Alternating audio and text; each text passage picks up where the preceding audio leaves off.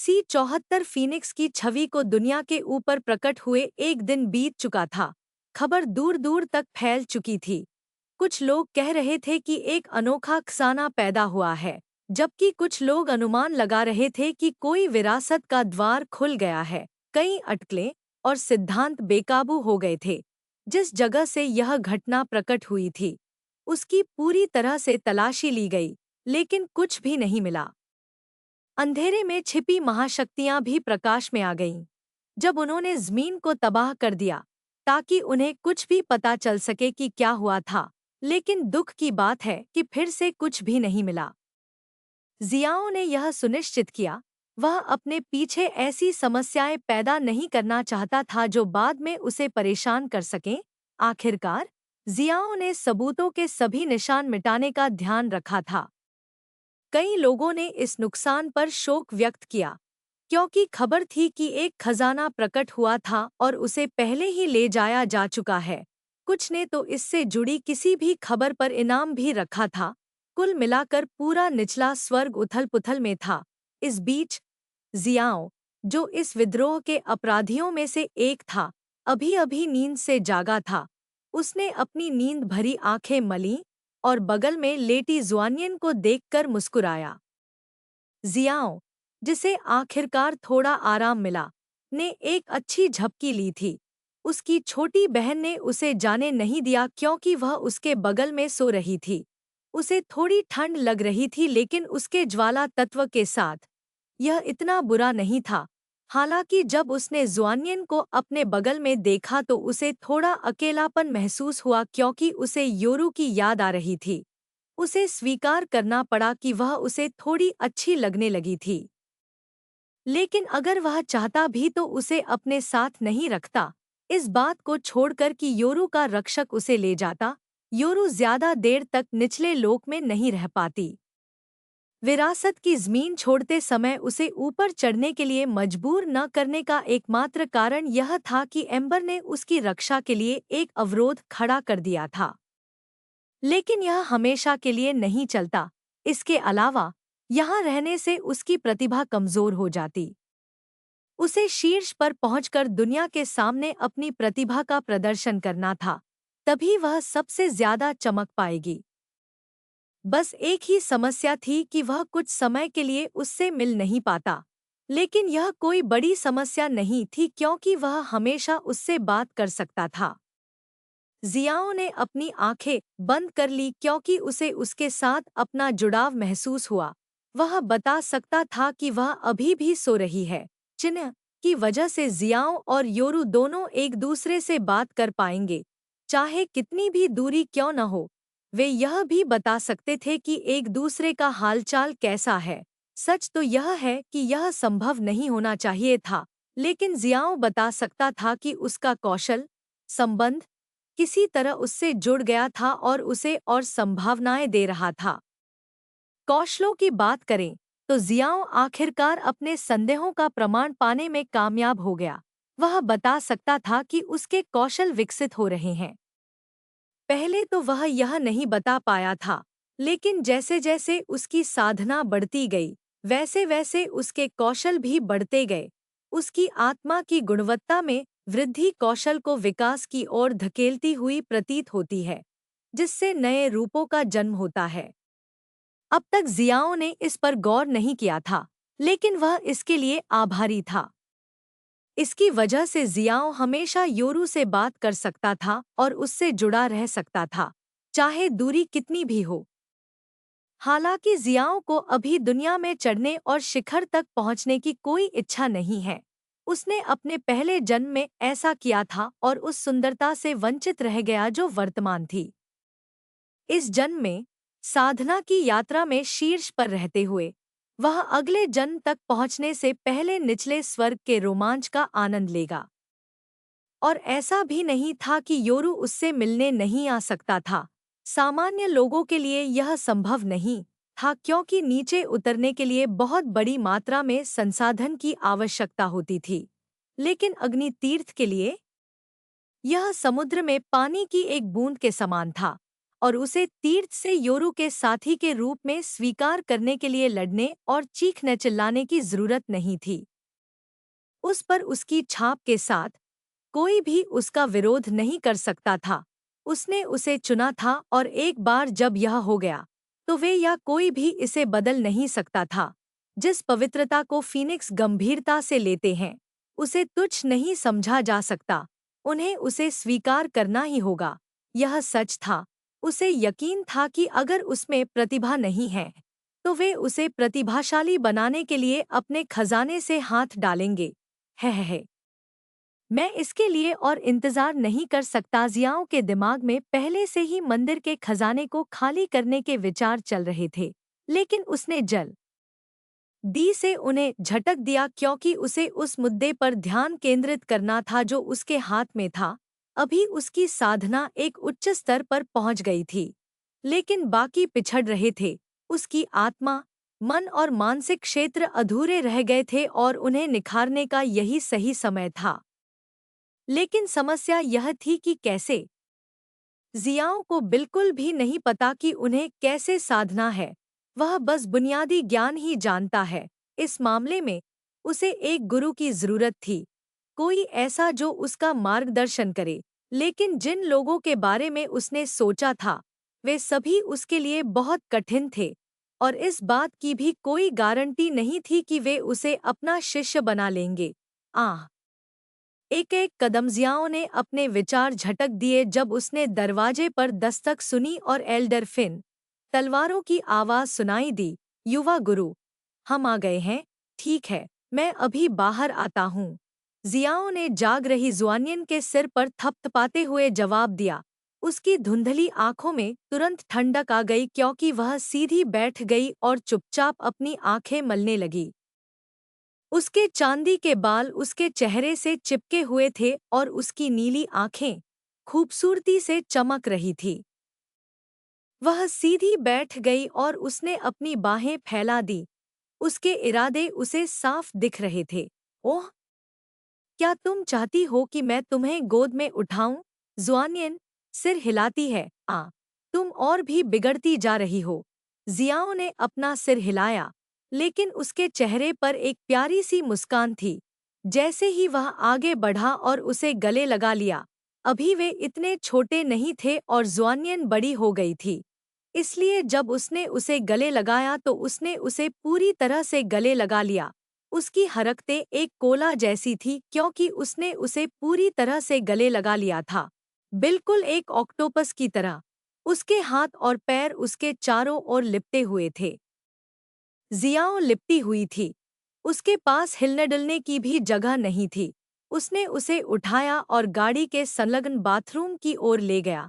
वहां की आकृतियां कुछ और ही थी।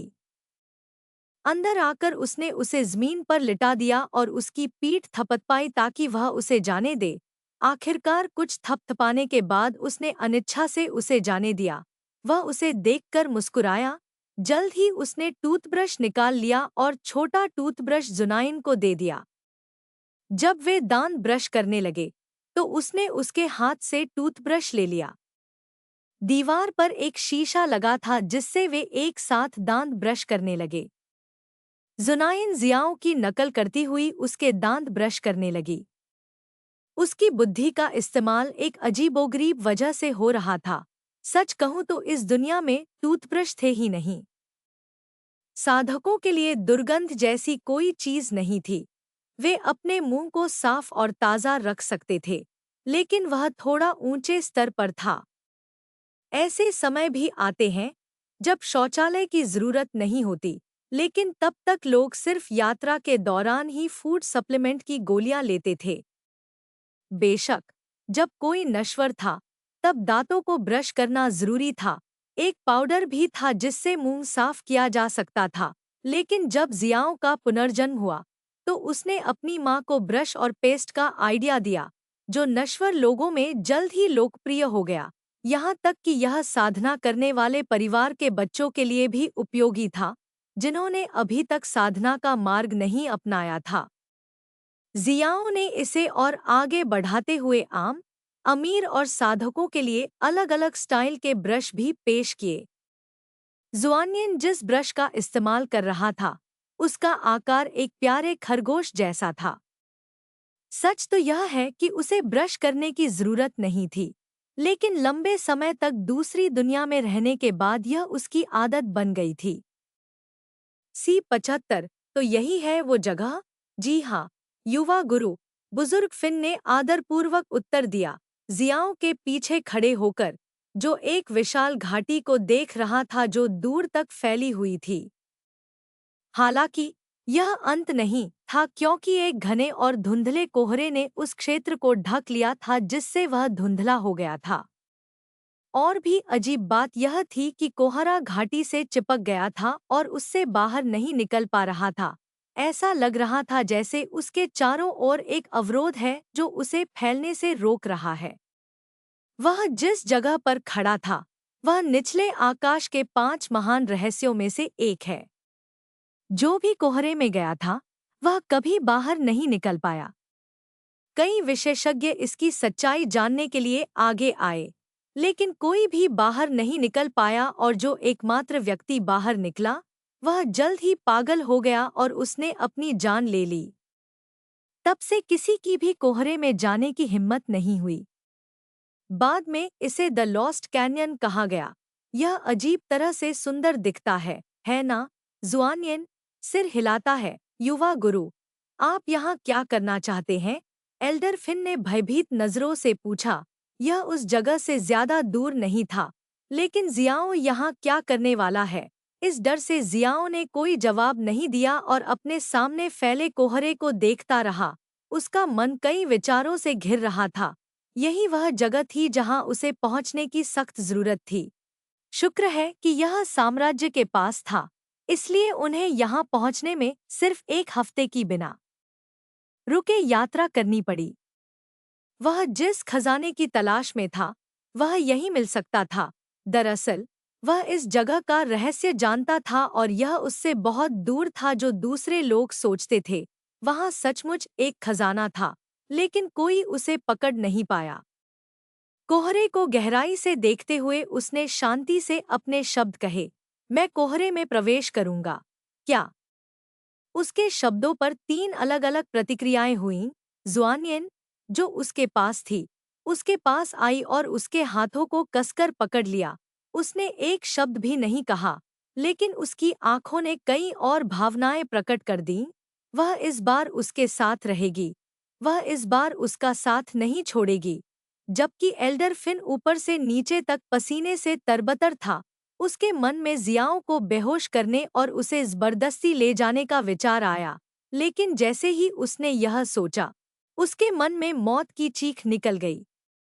उसने जियाओं की साधना पर ध्यान नहीं दिया ताकि वह असभ्य न लगे, लेकिन वह समझ सकता था कि यह निश्चित रूप से छोटी नहीं थी। विरासत की भूमि में प्रवेश करने के बाद उसे जो लाभ हुआ वह बिल्कुल भी छोटा नहीं था। उसके लिए खतरा महसूस करने का मतलब था कि जियाओं की साधना कम से कम उसके बराबर होनी चाहिए, और अगर यह सच था तो वह एक ऐसे राक्षस को देख रहा होगा जो सबकी समझ से परे है। छोटे स्वामी, क्या आप कृपया पुनर्विचार कर सकते हैं? एल्डर फिन ने विनती भरे लहजे में बात की। उन्होंने युनबाई की तरफ भी एक नज़र डाली, जो बिना किसी खास बदलाव के बस कोहरे को निहार रहा था। यह एक और बात थी जिसने एल्डर फिन को नाराज कर दिया। जियाओ और जुआनियन की तरह, युनबाई भी एक अजीब बच्चा है जो नियमों का पालन नहीं करता। उसे तो किसी चीज का डर भी नहीं लग रहा था, बल्कि उसमें सिर्फ उत्साह ही दिखाई दे रहा था। मुझे इन अजीब बच्चों के बीच क्यों फंसना पड़ रहा है? एल्डर फिन मन ही मन विलाप कर रहा था। जियाओ ने एल्डर फिन की तरफ ध्यान ही नहीं दिया और जुआनियन की तरफ मुड़ा, जो उसका हाथ पकड़े हुए थी। उसने उसे गौर से देखते हुए कहा, रुको। जुआनियन सिर हिलाती है। ऐसा करते ही उसका हाथ कस गया और उसकी ठंडी, खूबसूरत आंखें जियो को चुनौती भरी नजरों से देखने लगीं, पीछे हटने को तैयार नहीं। अपनी बहन के चेहरे पर गंभीर लेकिन प्यारी सी मुस्कान देखकर जियो का दिल पिघल गया। वह उसके साथ आने के खतरों को अच्छी तरह जानती थी। फिर भी उसने उसके साथ आने में कोई हिचकिचाहट नहीं दिखाई। यह साफ था कि उसकी देखभाल उसके जीवन से भी बढ़कर थी। उसने धीरे से उसके सिर पर थपथपाया, उसके कोमल सिर का आनंद लेते हुए, जैसे ही वह उसके स्पर्श से गुनगुना रही थी। जियाओ आत्मविश्वास से मुस्कुराया और बोला, ज़ुआनियन, चिंता मत करो, इस बार मैं खुद को चोट नहीं पहुंचाना चाहता, बल्कि मैं कसम खाकर कहता हूँ कि मेरी त्वचा का एक भी हिस्सा चोटिल नहीं होगा। नहीं, ज़ुआनियन की फुसफुसाहट फिर सुनाई दी। जियाओ घुटनों के बल खड़ा होकर उसकी ओर देखने लगा। उसकी आंखें गंभीर थीं और वह अपने शब्द दोहरा रहा था, ज़ुआनियन, मैं तुमसे वादा करता हूँ कि मैं ठीक हो जाऊंगा। इसलिए कृपया मेरा इंतजार करो, ठीक है? वह चुप रही, उसकी इच्छाशक्ति डगमगा रही थी। लेकिन आखिरकार वह अपने बड़े भाई की बातों का सामना नहीं कर पाई। उसने सिर झुकाकर सहमति में सिर हिलाया। यह देखकर जियाओं को दुख हुआ, लेकिन इस काम में वह सचमुच ज़ुआनियन को अपने साथ नहीं ले जा सकता था, क्योंकि उसने कहा था कि उसके काम में जरा भी खतरा नहीं है। यह सच था, लेकिन जिस काम को वह करने वाला था उसकी कठिनाई को नज़रअंदाज नहीं किया जा सकता। यही एक वजह थी कि ज़ुआनियन पीछे हट गई, क्योंकि वह जानती थी कि जियाओ सच बोल रही है। अच्छी बच्ची, वापस आने के बाद मैं बाकी हफ्ता तुम्हारे साथ बिताऊंगी। यह कहकर उसने उसके सिर पर थपथपाया। उसकी बातें सुनकर उसका सिर ऊपर उठा और उसकी आंखों में जान आ गई। उसने बिना किसी हिचकिचाहट के बार बार अपना सिर हिलाया, मानो कोई सिर अपना खाना चोंच मार रहा हो। जियाओ हंस पड़ा। उसे आखिरी बार थपथपाते हुए उसने बाकी दोनों की तरफ मुड़कर कहा, रुको और मेरे लौटने का इंतजार करो। हाँ, युनबाई लौटने के बाद जियो ने उसे सीखने के लिए कुछ किताबें दी थीं, जिससे उसे दुनिया का सामान्य ज्ञान भी सिखाया गया था। उसने अपना सिर हिलाया। उसने युनबाई को उन चीज़ों के बारे में सोचा जो उसे करनी चाहिए और नहीं करनी चाहिए। एक ऐसे व्यक्ति के लिए जिसने अपना अधिकांश जीवन मृत्यु में बिताया था, सामान्य ज्ञान से जुड़ी बातें उसके दिमाग में गहराई से बैठी थीं। ययुवा स्वामी, क्या आपको यकीन है? एल्डर फिन ने आखिरी बार दांत पीसते हुए पूछा। जियो ने आखिरकार उसकी तरफ देखा और उसने शांति से अपना सिर हिलाया। मुझे यकीन है, चिंता मत करो। मैं ऐसी चीजें नहीं करता जिनके बारे में मुझे यकीन न हो। ठीक है। आखिरकार एल्डर फिन ने हार मान ली, यह जानते हुए कि वह उसे रोक नहीं सकते, वह बस सहमत हो सकते थे। दूसरों पर एक आखिरी नजर डालते हुए जियाओ ने कोहरे में प्रवेश करते ही एक गहरी सांस ली, और जैसे ही वह अंदर गया, उसकी इंद्रियां पूरी तरह से बंद हो गईं। उसकी क्यूई अस्थिर हो गई और वह खुद को मानसिक रूप से दागदार महसूस कर सकता था। कुल मिलाकर कोहरे में प्रवेश करना ही अपने आप में एक काम था। उम्मा, बुरा नहीं। वह कोहरे में आगे बढ़ता गया। जैसे ही वह अंदर गया, उसकी दृष्टि पूरी तरह से ढक गई। उसके सामने विशाल घाटी गायब हो गई। केवल एक अनजान रास्ता उत्साहित था। एक दिशा चुनकर वह चलने लगा। उसके रास्ते में कुछ भी नहीं दिख रहा था, फिर भी वह बिना रुके चलता रहा। कोहरा उसके शरीर में प्रवेश कर गया और उसकी मानसिक स्थिति और खराब हो गई। लेकिन इसका उस पर ज्यादा असर नहीं हुआ, क्योंकि वह बिना रुके आगे बढ़ता रहा। 1 मिनट, 1 घंटा, 1 दिन। समय बीतता गया और वह अपनी चुनी हुई दिशा में आगे बढ़ता रहा। उसका मन और शरीर अब सूख चुके थे। उसके पैर और शरीर में दर्द हो रहा था। उसके शरीर में किसी तरह का दबाव था, जो उसे हार मानकर आराम करने के लिए कह रहा था। लेकिन उसने इन सब का सामना करते हुए आगे बढ़ना जारी रखा। यह मुश्किल होने वाला है। भूख, प्यास, उलझन, गुस्सा, ये सब भावनाएं जियाओं पर हावी हो रही थी। अब तक उसने चलने के दिनों की गिनती करना बंद कर दिया था। चलने के पहले महीने तक उसने हार मान ली थी। समय एक भ्रमपूर्ण रास्ते पर बीत रहा था। उसे अब समझ नहीं आ रहा था कि क्या हो रहा है। सब कुछ अवास्तविक लग रहा था। अब तक उसकी ज्यादातर क्यूई खत्म हो चुकी थी। उसकी नजर धुंधली हो गई थी। उसका शरीर सूख गया था। बस एक स्पर्श से ही वह टूट जाता था। उसके आसपास का कोहरा उसका मजाक उड़ा रहा था, उसकी कोशिशों का मजाक उड़ा रहा था। फिर भी वह रुका नहीं। उसकी धुंधली आंखों में एक विशाल इच्छाशक्ति छिपी थी जो कभी डगमगाती नहीं थी। अतीत में उसे जो कुछ सहना पड़ा था, उसकी तुलना में यह कुछ भी नहीं था।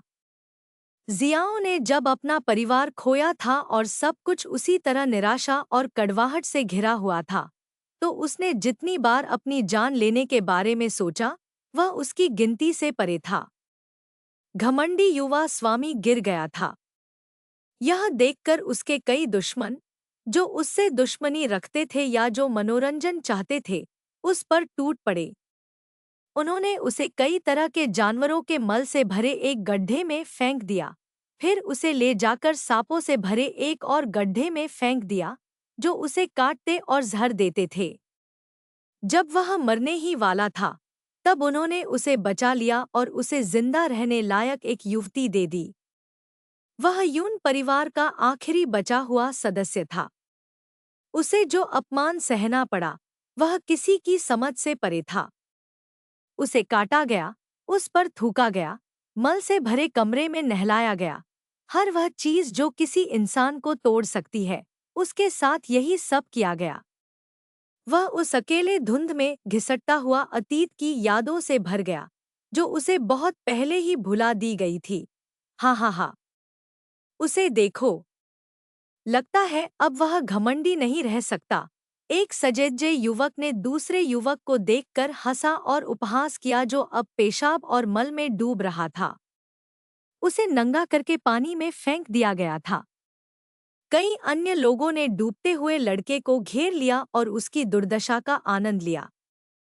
लड़के को कुछ देर तक वहीं पड़े रहने के लिए मजबूर किया गया, जिसके बाद उसे उठाकर बीच सड़क पर नंगा और मल में भीगा हुआ फेंक दिया गया। सड़क पर हर कोई उसे दया और घृणा से देख रहा था। अब यह एक आम बात हो गई थी। हर दिन एक नया आतंक उसका इंतजार करता, हर एक दूसरे से ज्यादा क्रूर। सड़क पर फेंका गया वह युवक खड़ा हो गया क्योंकि उसका शरीर टूट गया था। अब तक उसके हाथ भी टूट चुके थे, लेकिन उसे इसकी परवाह नहीं थी और वह खड़ा हुआ और धीरे धीरे चलने लगा। उसकी आंखें बेजान और बेजान थी। कोई समझ नहीं पा रहा था कि वह अब जिंदा क्यों है, लेकिन उस नौजवान ने हार नहीं मानी। अपनी भावनाओं को दबाए वह बिना हार माने आगे बढ़ता रहा। सब बस उसे देखते रहे। वह जो उन सब से ऊपर था, अब नजर डालने लायक भी नहीं था। किस्मत ने उसे जिंदा तो छोड़ दिया था, लेकिन उसे सबसे क्रूर जिंदगी जरूर दी थी। मैं अपना बदला लूंगा, उसकी फुसफुसाहटें सुनाई दे रही थी।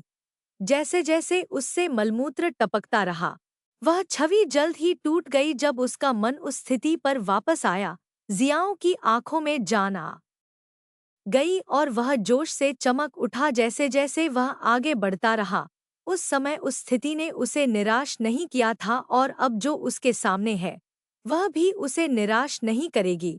काफी समय हो गया है जब मैंने अतीत के बारे में सोचा था। जियाओं पर चलते हुए उसे अतीत से गहरा जुड़ाव महसूस हुआ।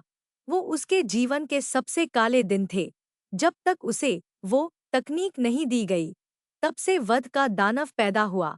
एक ऐसा व्यक्ति जो बिना किसी पछतावे के वध करता था, क्योंकि दुनिया ने उसे कभी गर्मजोशी नहीं दी, तो वह भी ऐसा क्यों करे।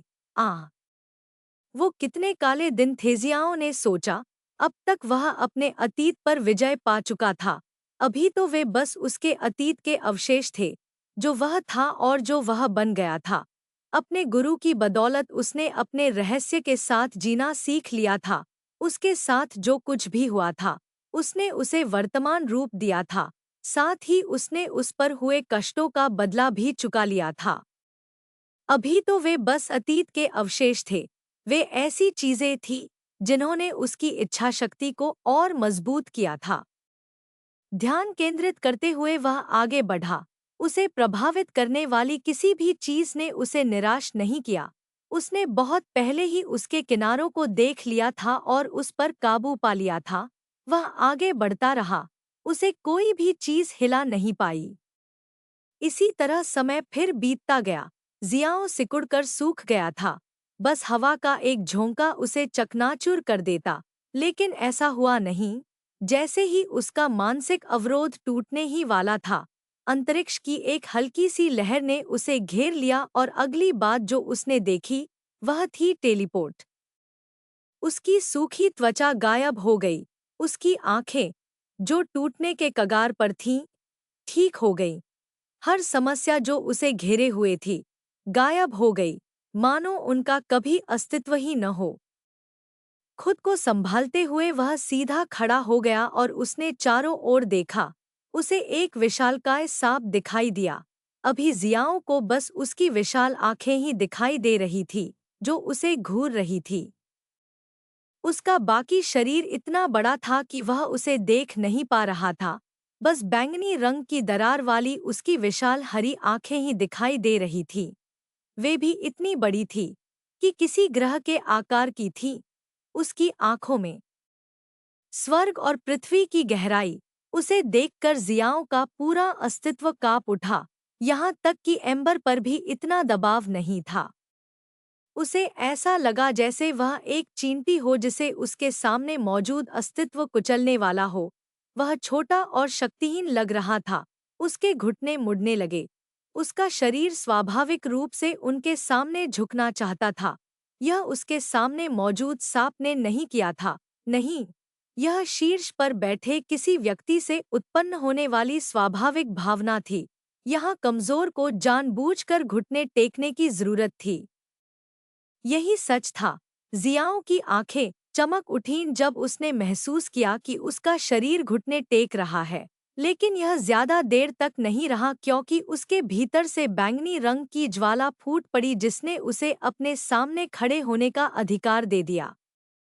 जियाओं की ज्वाला को पहली बार देखकर उसकी विशाल आंखों में एक चमक आ गई। @% की ज्वाला, बुरी नहीं। उसकी आवाज कोमल और परवाह करने वाली थी। सांप ने जियाओं को देखा, जो उससे बिल्कुल भी नहीं डर रहा था। जिसने बहुत कुछ देखा था, वह बता सकता था कि उसका डर न होना ही सच था। उसके सामने वाला लड़का मौत से नहीं डरता था। अब बहुत समय बाद उसकी आंखों में जिज्ञासा भर आई जब वह बोला, बताओ, तुम क्या चाहते हो? जियाओं उसकी बात सुनकर जरा भी नहीं हिचकिचाया, क्योंकि उसे पता था कि उसके सामने वाला प्राणी उसका निशाना जान लेगा। सामने वाले से झूठ बोलना नामुमकिन है। जियाओं ने आदर से भरकर कहा, मैं चाहता हूँ कि तुम मुझे उस जगह पहुँचा दो जहाँ मैं जाना चाहता हूँ। ओह, ठीक है। सांप ने सिर हिलाया। ओह, ठीक है। सांप ने सिर हिलाया। जियाओं ने उसकी सराहना में सिर हिलाया और उसने उस जगह के निर्देशांक बताए जहां वह जाना चाहता था। वह जानता था कि उसके सामने वाला एक सीधा साधा इंसान है।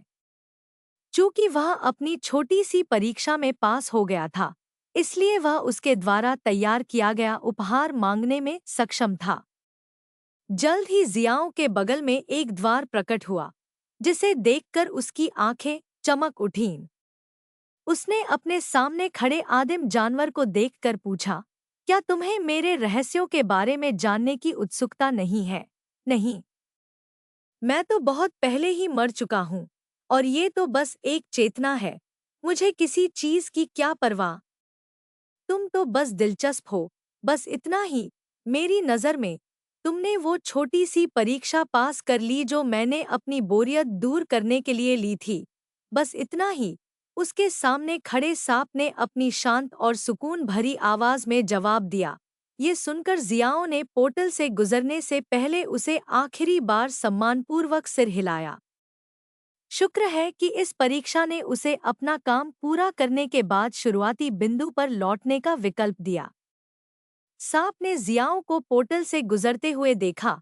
ऐसा करते ही उसने अपनी आंखें बंद कर लीं, और फिर, खैर, कुछ खास नहीं हुआ क्योंकि उसने अपनी आंखें बंद कर लीं और आराम करने लगा, अपने किए वादे को पूरा करने के इंतजार में, एक वादा जो बहुत पहले ही समय की रेत में खो गया था।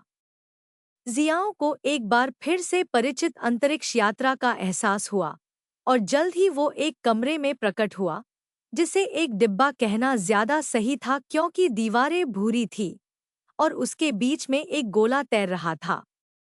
उसे देखकर जियाओं की आंखों में उत्साह की लहर दौड़ गई। आखिरकार उसे वो खजाना मिल ही गया, वो खजाना जिसकी उसे सख्त जरूरत थी। हालांकि उसे उसकी पहचान मिलना तो अलग बात है। जैसे ही जियाओं आगे बढ़ने ही वाला था कि ओर्ब हिलने लगा और उसमें से एक आवाज सुनाई दी, मुझे फर्क नहीं पड़ता कि तुम यहाँ कैसे पहुँचे, लेकिन अगर तुम चाहते हो कि मैं तुम्हें अपना स्वामी बना लूँ तो ये नामुमकिन होगा। आवाज में कोई लिंग नहीं था, लेकिन उसमें अहंकार की झलक थी। जियाओं को जरा भी हैरानी नहीं हुई क्योंकि वो जानता था कि उसके सामने वाला कितना घमंडी है। आखिरकार ये एक ऐसा खजाना था जो ब्रह्मांड की रैंकिंग में शीर्ष 10 में था। ब्रह्मांड की क्या स्थिति थी? हर क्षेत्र के शीर्ष पर एक एक पट्टिका तैर रही थी, हर एक अलग रैंकिंग के लिए, कुछ शरीर के लिए, कुछ आंखों के लिए और एक खजाने के लिए।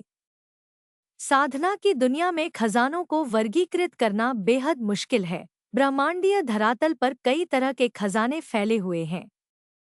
प्राचीन काल के कुछ लोग, जैसे कि तत्वों के पत्थर, कहते थे कि अगर इन सबको एक साथ इकट्ठा कर दिया जाए तो वह व्यक्ति तत्वों पर राज करेगा। समय और मृत्यु का दर्पण, जो अलग अलग टुकड़ों में टूट गया था। कानून के प्रतीक, जो आपको उक्त कानून पर नियंत्रण देते हैं। भ्रष्टाचार की चूड़ियां और भी बहुत कुछ। हर एक का अपना एक जबरदस्त उपयोग है और इसके विपरीत एक और खजाना है जो बना हुआ है।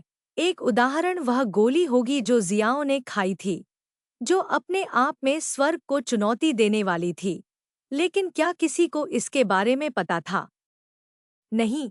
ऐसा इसलिए था क्योंकि स्वर्ग ने इसे नष्ट करने की कोशिश की थी और निर्माता ने इसे छिपाने के लिए एक कार्य निर्धारित किया था।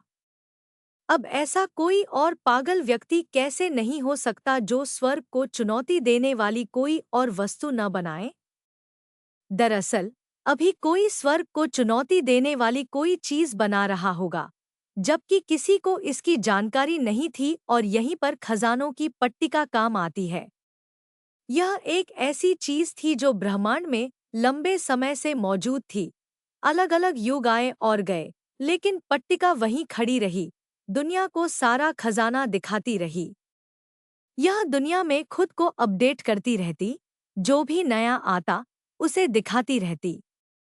इसका अपना शक्ति स्तर और मानदंड थे जो किसी खजाने के मूल्य का आकलन करते थे। अगर कोई खजाना इस्तेमाल होता तो यह उसके बारे में जान लेती और उसे चिह्नित कर देती। दरअसल जब जियाओं ने गोली खोली थी तो उसे तालिका में दिखाई देना चाहिए था, लेकिन उसके भूल गए कौशल का इस्तेमाल करने के कारण पट्टिका उसे ढूंढ या जान नहीं पाई, वरना यह निश्चित रूप से शीर्ष 10 में आ जाती और वास्तविकता के धरातल को हिला देती। और जियाओं के सामने जो खजाना है वह शीर्ष 10 में से एक है, खासकर 10वें स्थान पर। लेकिन जो बात इसे और भी खास बनाती है वह यह है कि यह शुरू से ही 10वें स्थान पर रहा है। अनादिकाल से इसकी रैंकिंग अनगिनत बार बदली है, लेकिन 10वें स्थान की रैंकिंग कभी नहीं बदली। यह समय के थपेड़ों से लड़ता हुआ वहीं खड़ा रहा। यह इसकी विशेषता दिखाने के लिए काफी था, लेकिन जियाओं के लिए इनमें से कोई भी बात मायने नहीं रखती थी। उसे तो खजाना ही पसंद था, उसका मुख्य काम एक ही था, जानकारी। वास्तविकता के धरातल पर मौजूद हर जानकारी उसे पता थी और जियाओं ने जो सीखा वह यह था कि जानकारी होना ही सबसे जरूरी है। इसके अलावा इसके और भी काम थे। इसमें दूसरों के राज जानने की क्षमता थी, खजाने के उपयोगकर्ता को उसके दुश्मन की जानकारी देना, साथ ही यह किसी व्यक्ति के असली स्वभाव को समझने की क्षमता भी रखता था। एक शक्तिशाली उपकरण जो भविष्य में जियाओं की मदद करेगा। खजाने का नाम सर्वदर्शी था। एक खजाना जो स्वर्गीय विरोधियों के मुख्य एमसी के सामने भी प्रस्तुत नहीं हुआ, वह अपने सभी खजाने और शक्तियों के साथ भी था। वह उसे अपने नीचे झुकाने में असमर्थ था।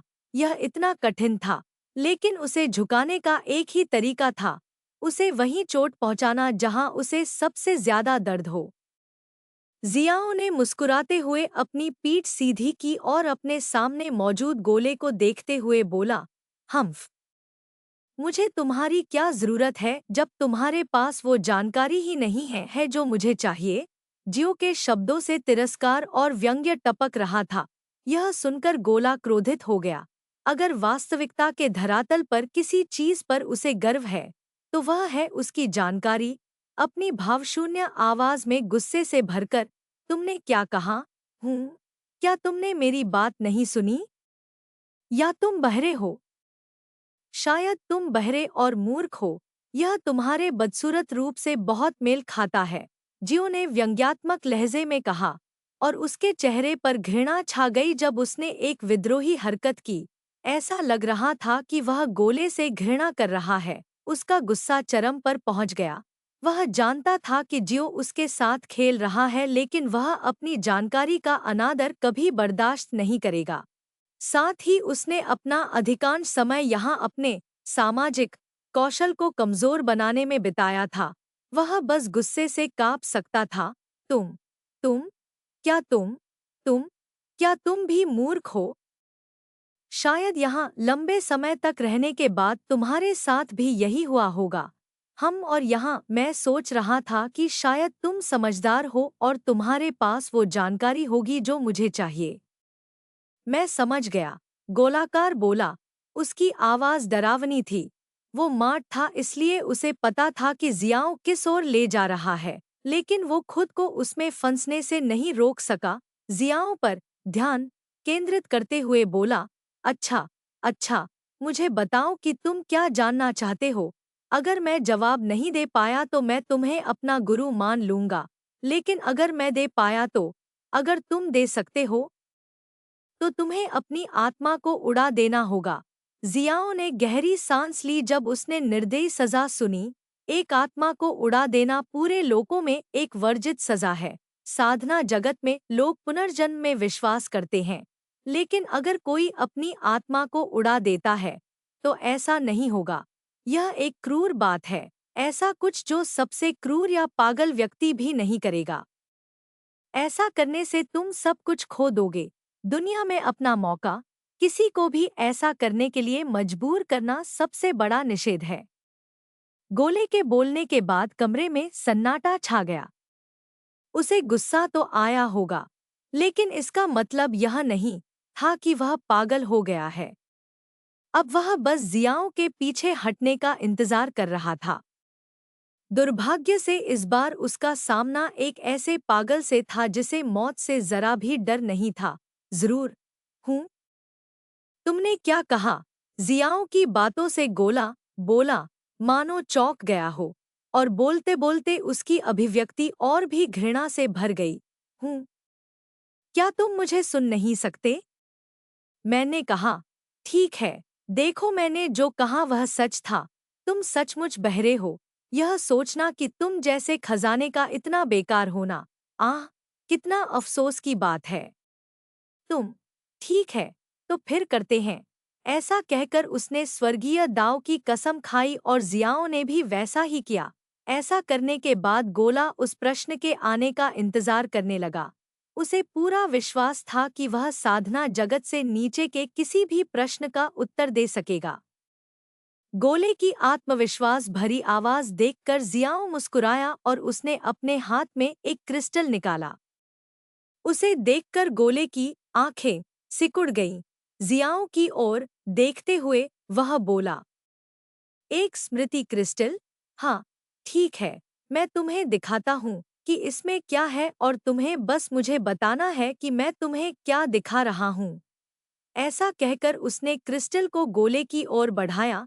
जैसे ही वह गोले तक पहुंचा, वह धीरे धीरे बहने लगा, मानो उसमें मौजूद यादें एकाएक चमक उठीं।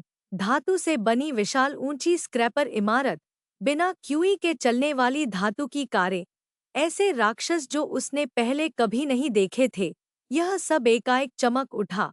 उसके आर पार देखने के बाद गोला वहीं स्तब्ध होकर तैरने लगा, क्योंकि उसने यह चीज पहले कभी नहीं देखी थी।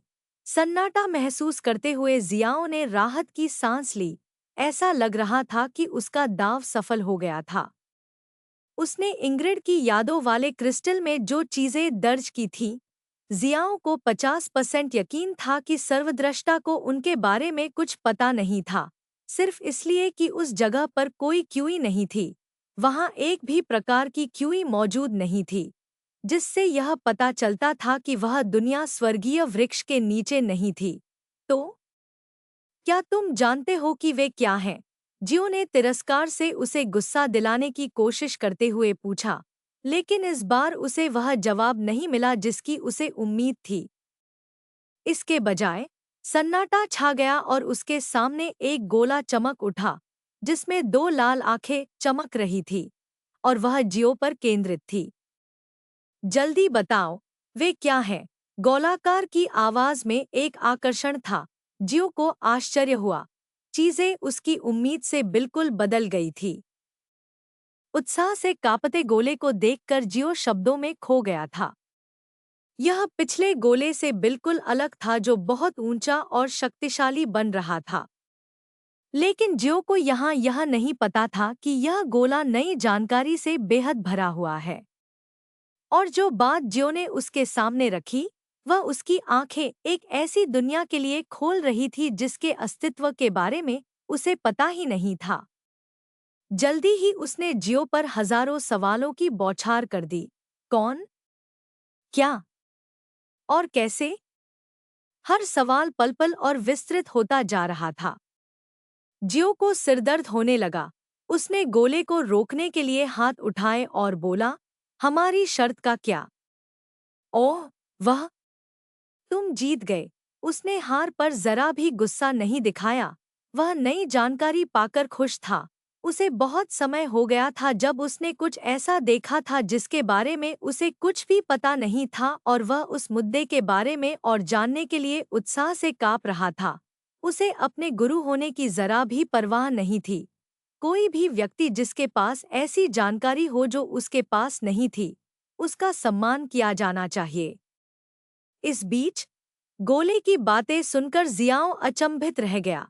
आह भरते हुए उसने अपना सिर हिलाया, क्योंकि अब उसे अपने सामने रखे खजाने की गहरी समझ हो गई थी।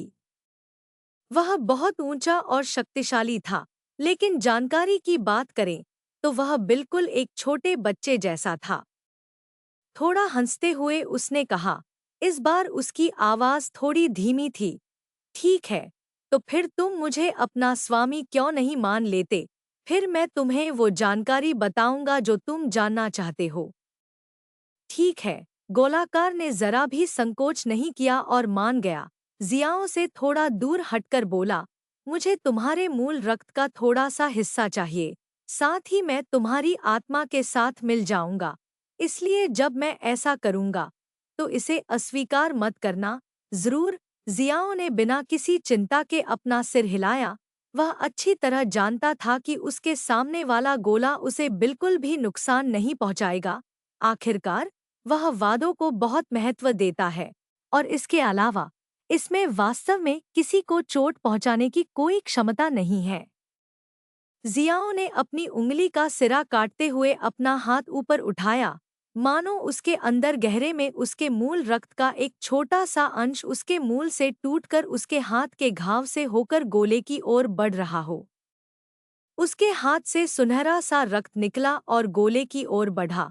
गोले से एक सफेद सुनहरी रोशनी चमकी और जियाओं का रक्त उसमें मिल गया। ऐसा होते होते जियाओं को सिरदर्द हुआ और उसे अपनी मानसिक शक्तियों पर ध्यान केंद्रित करना पड़ा। कमरे के अंदर की रोशनी चकाचौंध कर देने वाली थी, क्योंकि अलग अलग रंग दिखाई देने लगे थे, लेकिन यह ज्यादा देर तक नहीं रही और धीरे धीरे मंद पड़ गई। ऐसा होते होते गोला जियाओं की छाती की ओर उड़ गया और उसकी आत्मा में प्रवेश कर गया। जियाओं ने अपनी आत्मा को दिशा में जाते हुए महसूस किया। उसे लगा जैसे उसकी आत्मा को किसी चीज में ढाला जा रहा हो, मानो वह किसी चीज में समा रही हो। उसने महसूस किया जैसे सैकड़ों हाथ उसके शरीर पर पंजे मार रहे हों और उसे जबरदस्ती बदलने की कोशिश कर रहे हों। यह दर्दनाक तो नहीं था, लेकिन यह एहसास बेहद अजीब और विचित्र था। उसे पूरे शरीर में खुजली होने लगी थी। यह एहसास कुछ सेकंड तक जारी रहा। उसके बाद उसके सामने सफ़ेद और सुनहरे रंग की एक पारदर्शी परत दिखाई दी। क्या आप सर्वद्रष्टा को स्वीकार करना चाहते हैं? हाँ नहीं संदेश देखकर उसके सामने जियाओ ने मन ही मन स्वीकार करते हुए कहा, सिस्टम आरंभ हो रहा है। संवेदनशील प्राणी को स्कैन किया जा रहा है। उपयोगकर्ता के अनुकूल सिस्टम को कॉन्फ़िगर किया जा रहा है। आत्मा संलयन आरंभ हो रहा है। आत्मा को झकझोर देने वाले दर्द से उसके शरीर में भर जाने से पहले ये आखिरी शब्द जियाओ ने सुने थे, आह। इस बीच गोला सीधे जियाओं की आत्मा के साथ जुड़ने लगा और सही संलयन के लिए समायोजन करने लगा। जल्द ही पूर्ण संलयन पूरा होने में घंटों लग गए और फिर गोला पूरी तरह से जुड़ गया। लेकिन जियाओं के जागने का कोई संकेत नहीं था। एक दिन बाद ही उसकी आंखें खुलते ही फड़फड़ाने लगीं। हूँ, मैं कहाँ हूँ? ऊपर जाते हुए उसका दिमाग उलझा हुआ और अस्तव्यस्त था। उसके सिर में तेज दर्द था, जिससे उसे ध्यान केंद्रित करने में मुश्किल हो रही थी। कुछ मिनट बाद ही बेहोश होने से पहले जो कुछ हुआ था उसकी यादें उसे घेर लेती थी, और जैसे ही वह बेहोश हुआ, उसकी रीढ़ में एक सिहरन दौड़ गई। यह क्या बकवास था!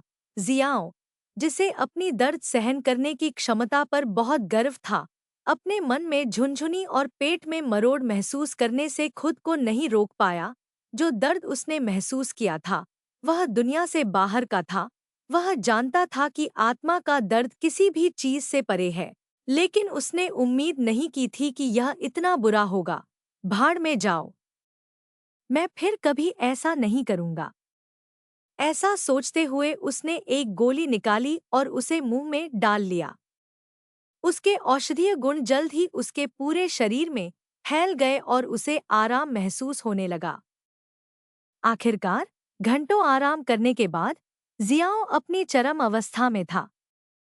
सीधा बैठकर उसने अपनी आत्मा में झांका और उस काले गोले को देखा जो अब पूरी तरह से उसके साथ जुड़ चुका था। राहत की सांस लेते हुए उसने कहा, सर्वदर्शी, मुझे मेरी स्थिति दिखाओ। स्थिति नाम, यून जियाओ उपाधि, मृत्यु का शैतान, पागल कमीना, युवा गुरु, आकाश तलवार देवता, आदि संरेखण, अराजक तटस्थ साधना, स्वर्ग कोर क्षेत्र। स्तर 2, विरासत, ब्रह्मांडीय अंत विभाजक वंश, अमर मृत्यु का समाधिस्थल शारीरिक संरचना, कोई दिव्य नाम नहीं दिया गया स्वर्गीय नेत्र, कोई नहीं संबंध, अग्नि, मृत्यु शक्ति स्तर, निम्न स्तरीय सर्वोच्च विशेषताएं, क्यूई, आत्मा, मानसिक क्षेत्र, तलवार ब्रह्मांडीय क्षेत्र क्यूई प्रकार, अग्नि क्यूई, निम्न स्तरीय क्यूई, ब्रह्मांडीय तलवार क्यूई, मृत्यु क्यूई, पेशा तलवारबाजी, महारत का मध्य क्षेत्र, द्विपक्षीय तलवारबाजी, महारत का उच्च क्षेत्र, विश्व आत्मा गुरु स्तर 1, महारत का कोई क्षेत्र नहीं, साधना नियमावली ओमेगा असुर का क्रोध, महारत का लघु क्षेत्र, मार्शल नियमावली अग्निवलय, महारत, बहते बादल के कदम, महारत का उत्तम क्षेत्र, जलता हुआ कटाव, महारत का उत्तम क्षेत्र, क्रोध के 5 कटाव, महारत का उत्तम क्षेत्र, कौशल संबंध, भूला हुआ, मन का विभाजन, रिकॉर्ड और विश्लेषण, आध्यात्मिक मैनुअल, कोई नहीं, आत्मा मैनुअल, कोई नहीं, मानसिक मैनुअल, कोई नहीं, परिचित, कोई नहीं। जियाओ ने अपनी आंखें सामने स्क्रीन पर केंद्रित कीं। जानकारी देखकर उसने सिर हिलाया। वह जानकारी से आश्चर्यचकित नहीं था, क्योंकि वह जानता था कि एक बार जब गोला उसकी आत्मा से जुड़ जाएगा तो उसके सारे रहस्य उजागर हो जाएंगे। चुप रहकर वह स्क्रीन के पार पढ़ता रहा। उसने जो कुछ पढ़ा उसमें से ज्यादातर वही था जो वह जानता था, हालांकि कुछ हिस्से उसे भ्रमित कर रहे थे। ध्यान केंद्रित करते हुए उसने साधना नियमावली वाला हिस्सा चुना। साधना नियमावली ओमेगा असुरों का क्रोध, महारत का लघु क्षेत्र। यह साधना नियमावली सभी ज्वालाओं के मूल ओमेगा असुरों द्वारा रची गई थी। वे सभी काल और युगों के आरंभ में उत्पन्न हुए थे। वे सभी ज्वालाओं और क्रोध के आदिपुरुष थे। सभी ज्वालाएं उनके नियम और शक्ति से उत्पन्न हुई थी। अग्नि का स्वरूप धारण करने वाली सभी ज्वालाएं उनकी इच्छा के आगे झुक जाती थी। कोई भी उनकी शक्ति को चुनौती देने का साहस नहीं करता था। एक साधना नियमावली जो उनके अतीत और भविष्य के लिए उनकी इच्छा को मूर्त रूप देती थी। यह साधना तकनीक ज्वालाओं के आरंभिक शासक के निर्माण पर केंद्रित है। यह एक ऐसी साधना तकनीक है जो मार्शल जगत के शिखर पर है। ओह! धिक्कार है। अपनी साधना तकनीक के बारे में जानकारी पढ़ते हुए जियाओं ने गहरी सांस ली। कुछ देर साधना करने के बाद जियाओं को समझ आ गया था कि उसने साधना नियमावली की शक्ति को कम करके आका था और अब उसकी सार्थकता देखकर उसे यकीन हो गया था कि वह अपनी समझ से परे किसी षड्यंत्र में फंस गया है। लगता है मुझे भविष्य में और सावधान रहना होगा। जियाओं ने अतीत में केवल पौराणिक असुरों के बारे में सुना था। अभी वे सभी विलुप्त हो चुके थे। 3 सिर और 6 भुजाओं वाले वे अतीत के प्रमुख शासकों में से एक थे। अगर कभी यह बात सामने आ गई कि उसके पास उनकी साधना नियमावली है, तो निस्संदेह उसका शिकार किया जाएगा। यह एक ऐसा रहस्य है जो कभी बाहर नहीं आना चाहिए। खुद को संभालते हुए जियाओं ने फिर उस दूसरी महत्वपूर्ण चीज पर नजर डाली जो उसे परेशान कर रही थी। विरासत, ब्रह्मांडीय अंत विभाजक जानकारी, त्रुटि कर्म और भाग्यमान शक्ति अपर्याप्त होने के कारण वह कौन है और क्या है। जियाओं अपने सामने पड़ी जानकारी को देखते हुए चिल्लाया। उसे पता था कि उसे एक विरासत ने चुना है, लेकिन कॉस्मिक एंडिंग डिवाइडर का क्या मतलब है?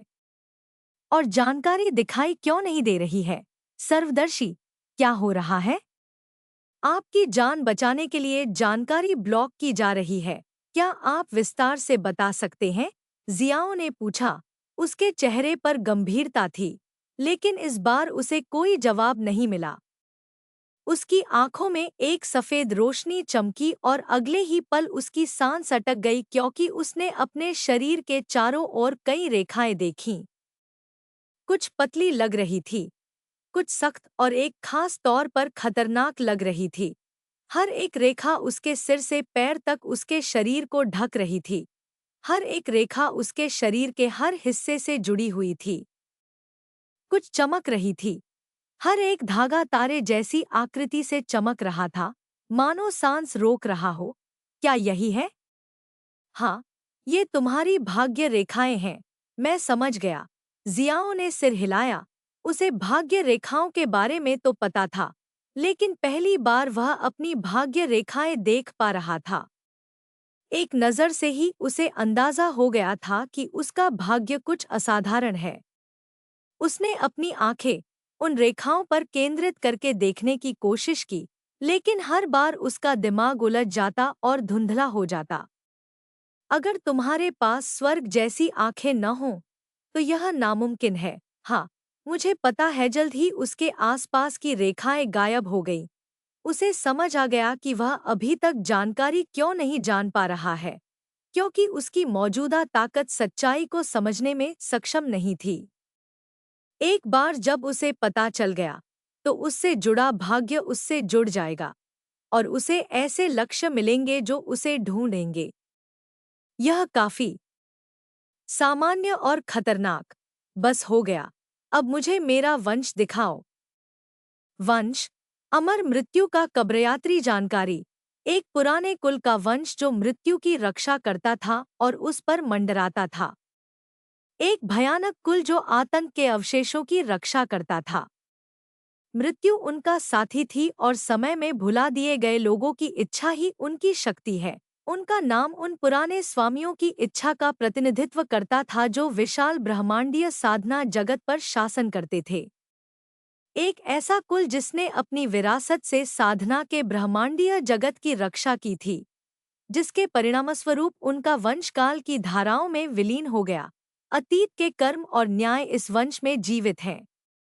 अतीत की एक कहावत आज भी प्रचलित है, जिस दिन यह वंश वापस आएगा, साधना का पूरा संसार उलट जाएगा, मृत्यु का शासन होगा और निराशा ब्रह्मांड में छा जाएगी। इन अशुभ शब्दों को छोड़ दे तो उसके वंश के बारे में बाकी बातें बेहद आकर्षक थी। जियाओं ने सोचा था कि उसका वंश उच्च कोटि का रहा होगा, लेकिन उसे उम्मीद नहीं थी कि वह इस स्तर का होगा। उपलब्ध जानकारी को पढ़कर जियाओं समझ गया कि उसके वंश के कारण उसे अतीत के शक्तिशाली लोगों की एक शक्ति विरासत में मिली है। लेकिन सवाल यह है कि वह अपनी शक्ति को कैसे सक्रिय करता है। पहली बार उसे एक ऐसे व्यक्ति का साम्राज्य विरासत में मिला था जो हर किसी को आतंकित करता था। उसकी शक्ति जियाओं की कल्पना से परे थी। अपनी वर्तमान शक्ति के साथ वह उसकी असली शक्ति का एक अंश भी इस्तेमाल नहीं कर पाएगा। फिर भी यह एक ऐसा तुरूप का पत्ता है जो उसके दुश्मनों को डरा देगा। सिर्फ एक मुठभेड़ से ही उसे इतनी शक्ति मिल गई। सोचो अगर वह और शक्ति हासिल कर पाता तो क्या होता। बस यही सोचकर उसका खून खौल उठा। जियाओं ने हार नहीं मानी और अपने वंश के बारे में और पढ़ता और सीखता रहा। यही वह शक्ति थी जो उसे एक दिन सबसे ऊपर खड़ा करने में मदद करेगी। जियाओं ने अगला 1 घंटा पढ़ते हुए बिताया, खुद को बेहतर ढंग से समझने की कोशिश करते हुए। घंटे के अंत तक वह अपने बारे में पहले से कहीं ज्यादा जानकारी प्राप्त कर चुका था। उसके मन में जो सवाल थे वे आखिरकार खुल गए। एक आखिरी बार जांच करने के बाद वह खड़ा हुआ और उस द्वार की ओर चलने लगा जो उसे यहाँ लाया था। अभी भी वह टूटा नहीं था। अंतरिक्ष सुरंग मजबूत और चमकदार थी।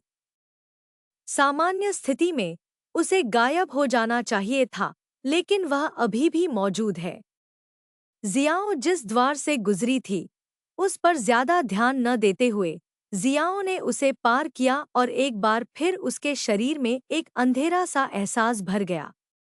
अगले ही पल उसने आंखें खोलीं और वह बाहर आ चुका था और एक पल भी नहीं बीता था कि एक जानी पहचानी सी लाश ने उसे फिर से गले लगा लिया। थोड़ा और आराम महसूस करते हुए उसने जुआनियन को गले लगा लिया जो उससे चिपकी हुई थी। कुछ सेकंड बाद उसने आखिरकार गले लगाना छोड़ दिया। ऐसा करते हुए वह उसे देखने लगी, किसी चोट के निशान की तलाश में। आखिरकार 1 मिनट बाद उसने सहमति में अपना सिर हिलाया। फिर वह आगे बढ़ी और उसे फिर से गले लगा लिया, जिससे जियाओं अवाक रह गया। जैसे जैसे दिन बीतते गए वह और भी बेशर्म और खुली होती जा रही थी, लेकिन उसे इससे कोई नफरत नहीं थी। उसके लिए उसकी वर्तमान स्थिति पहले से कहीं बेहतर थी, जब वह बस बर्फ का एक टुकड़ा थी जो किसी भी बात पर प्रतिक्रिया नहीं देती थी। आखिरकार जब उसे बहुत हो गया तो उसने उसे जाने दिया और जियाओं ने इस मौके का इस्तेमाल अपनी नई क्षमताओं को परखने के लिए किया। स्थिति नाम यून जुनाइन उपाधि आइस फीनिक्स यंग मिस संरेखण तटस्थ दुष्ट साधना कोई नहीं विरासत कोई नहीं वंश सिंदूरी धधकती अमर बर्फ बंद शारीरिक बनावट स्वर्गीय आइस फीनिक्स स्वर्गीय नेत्र कोई नहीं संबंध बर्फशक्ति स्तर कोई नहीं विशेषताएं कोई नहीं क्यूई प्रकार कोई नहीं पेशा कोई नहीं साधना नियमावली कोई नहीं मार्शल नियमावली कोई नहीं परिचित कोई नहीं वहाँ वंश परंपरा वाला हिस्सा देखकर जियाओं दंग रह गया। उसने आंखें भी मली कि कहीं वो सपना तो नहीं देख रहा। आखिरकार पिछले जन्म में उसने अपनी छोटी बहन के वंश परंपरा के बारे में कभी नहीं सुना था। यही वो बात थी जिसने जुनाइन को रोक रखा था। साफ बात ये थी कि उसके पास स्वर्गीय आइस फीनिक्स जैसा शरीर तो था, लेकिन वंश परंपरा नहीं थी। ये ऐसा था जैसे एक विशाल रक्तवाहिनी हो, लेकिन उसके अंदर कुछ भी न हो। यही वजह थी कि वो तीसरे स्वर्ग में फंसी हुई थी। उसके पास कोई संगत वंश परंपरा न होने के कारण वो अपने शरीर की पूरी क्षमता को उजागर नहीं कर पा रही थी। लेकिन अब उसके वंश परंपरा और उसकी जानकारी देखकर जियाओं को यकीन हो गया कि वो चौथे स्वर्ग में भी एक प्रतिभाशाली इंसान होगी। ये तो अच्छा है। जियाओं अचानक मिली इस जानकारी को देखकर मन ही मन मुस्कुराया। वो समझ गया कि पहले जुनाइन अपने वंश परंपरा को जगा नहीं पाई थी, लेकिन अब समय सीमा में अब ऐसा नहीं होगा। आखिरकार उसे जो चीजें मिल रही थी वो उसकी मदद के लिए काफी थी। राहत महसूस करते हुए उसने मुस्कुराते हुए जुआनियन के सिर पर थपथपाया। इस बीच जुआनियन, जिसने जियाओं की राहत और खुशी का एहसास किया था, पूरी तरह से उलझन में थी। वह समझ सकती थी कि उसका बड़ा भाई उसके लिए खुश है, लेकिन वह समझ नहीं पा रही थी कि आखिरकार उसने अपने संदेह क्यों छोड़ दिए, क्योंकि वह अपने सिर पर थपथपाहट का आनंद लेने लगी थी। मुझे लगता है कोई समस्या नहीं थी, जियाओं ने एल्डर फिन से पूछा, जो जियाओं को अपने सामने आते देखकर दंग रह गया था। समय बीतने के साथ साथ चीजें और भी अजीब होती जा रही थी। एक तो जियो विरासत की भूमि में प्रवेश कर गया और भी मजबूत होकर बाहर आया। दूसरी बात, अब वह एक निषिद्ध भूमि में गया जहां से कोई नहीं बच पाया और सुरक्षित बाहर निकला। बड़े फिन को अब अपनी वास्तविकता पर संदेह होने लगा था। हालांकि अंत में वह खुद को संभालने में कामयाब रहा। उसने सिर हिलाते हुए कहा, हाँ, सब ठीक था, यह अच्छी बात है। ऐसा कहते हुए जियो की नज़र जिया युनबाई पर पड़ी और ऐसा करते ही उसकी जानकारी भी उसकी आंखों में आ गई। स्थिति नाम, जिया युनबाई उपाधि, युवा गुरु, नाजायज संतान संरेखण, अराजक बुराई साधना, क्यूई शोधन क्षेत्र स्तर 8 विरासत, वध उत्सव का पागल, जागृत, रक्तरेखा, कोई नहीं शारीरिक बनावट, दिव्य रक्त पिपासा काया स्वर्गीय नेत्र, कोई नहीं संबंध, गुरुत्वाकर्षण, पृथ्वी शक्ति स्तर, मध्य स्तरीय किंवदंती विशेषताएं, रक्त पिपासा चोरी क्यूई प्रकार, निम्न स्तरीय क्यूई, वध वासना क्यूई, पेशा भाला विद्या, निपुणता का निम्न क्षेत्र, साधना नियमावली युद्ध वध जगत, निपुणता का लघु क्षेत्र, मार्शल नियमावली राइट का क्षेत्र, निपुणता का निम्न क्षेत्र, कंपन जोर, निपुणता का निम्न क्षेत्र, परिचित, कोई नहीं, ओह, बुरा नहीं जिया। युनबाई की जानकारी देखकर जियाओं कर सकता था बता दें कि वह बहुत प्रतिभाशाली था। यह अफसोस की बात थी कि वह सम्राट के हाथों में खेलकर मर गया। अगर उसे पर्याप्त संसाधन दिए गए होते तो वह बड़ा होकर एक ताकतवर व्यक्ति बन जाता। युमबाई जियाओं ने सिर हिलाकर कोहरे की ओर देखा और एक पल के लिए उसे गहराई से देखते हुए सम्मानपूर्वक झुक गया। आखिरकार वहां रहने वाला प्राणी इसका हकदार है। वह एक शक्तिशाली प्राणी था और एक पूर्वज था जो उस विरासत की रक्षा कर रहा था जिसकी रक्षा करने का उसने वादा किया था। उसका दोस्त, भले ही युग बीत गए हों, वह अब भी अपने दोस्त से किए वादे की रक्षा करता है। कोहरा तो बस एक ऐसी चीज थी जिसे उसने अपना समय बिताने के लिए बनाया था, ऐसी प्रतिभा की तलाश में जो उसे रुचिकर लगे। जो लोग पास होते थे उन्हें किसी भी जगह जाने की क्षमता दी जानी थी, बशर्ते उन्हें उसके निर्देशांक पता हों। दरअसल जियाओ अकेला ऐसा नहीं था जो पास हुआ था, उससे पहले भी कई लोग थे और वे सभी उन जगहों की यात्रा कर चुके थे जहां से उन्हें उन्नति मिली थी। यह अभी भी अज्ञात इसलिए था क्योंकि जो लोग इसे पार कर गए थे उन्होंने इसे यहीं तक सीमित रखा था। वे जानकारी देने वाले मूर्ख नहीं थे।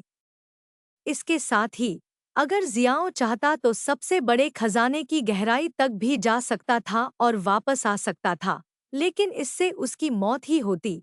उसे खजाना मिल सकता था, लेकिन वह उसे इस्तेमाल करने के लिए जिंदा नहीं रह सकता था। शक्तिशाली से चोरी करना केवल शक्तिशाली के लिए होता है, बाकियों के लिए इसका मतलब केवल मौत ही होता था। कोहरे पर एक आखिरी नजर डालते हुए उसने आदेश दिया, चलो घर चलते हैं। जी हाँ, युवा स्वामी, बुजुर्ग फिन ने सम्मानपूर्वक अपना सिर हिलाया। इस बार उनका सम्मान ज्यादा सच्चा था। जल्द ही जियो और बाकी लोग यून हवेली की ओर चल पड़े। उन्हें पता ही नहीं था कि एक और शिकारी पहले ही आ चुका है।